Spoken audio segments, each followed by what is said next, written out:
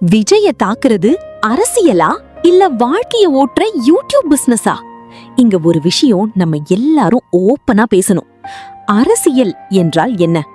மக்களுக்காக நிற்பது, எல்லா கட்சிகளையும் விமர்சிப்பது, தவறுகளை பாயிண்டிங் அவுட் பண்ணுவது. அது சரி. ஆனா ஒரே ஒரு மனிதரை 24 மணி நேரமும் டார்கெட் பண்ணி பர்சனல் விஷயங்களை பப்ளிக்ல இழுத்து அவதூறாக பேசிட்டு அதையே வைத்து வியூஸ், சப்ஸ்கிரைபர்ஸ் வாங்குறது, இது அரசியல் இல்ல, இது கண்டென்ட் பிசினஸ். கவனிச்சிங்களா மக்களே? நேத்து வரை வேறு கட்சியை பற்றி பேசினவர்கள் இன்று முழுக்க முழுக்க விஜய் பற்றி தான் பேசுறாங்க.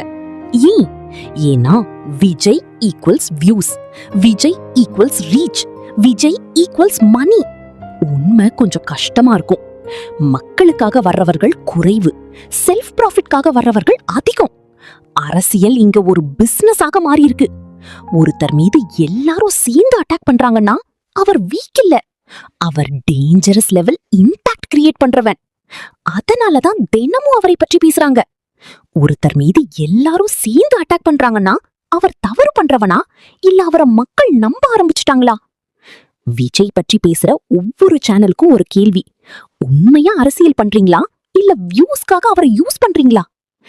விஜய் பற்றி எவ்வளவு நெகட்டிவ் பேசினாலும் மக்கள் மனசுல ஆல்ரெடி என்ட்ரி ஆயிடுச்சு. இங்க நிறைய பேர் கொள்கை பரப்பு செயலாளரை விட விஜய் புரணி பரப்பு செயலாளரா மாறி இருக்காங்க. நீங்க என்ன நினைக்கிறீங்க? சொல்லிட்டு போங்க கமெண்ட்ல.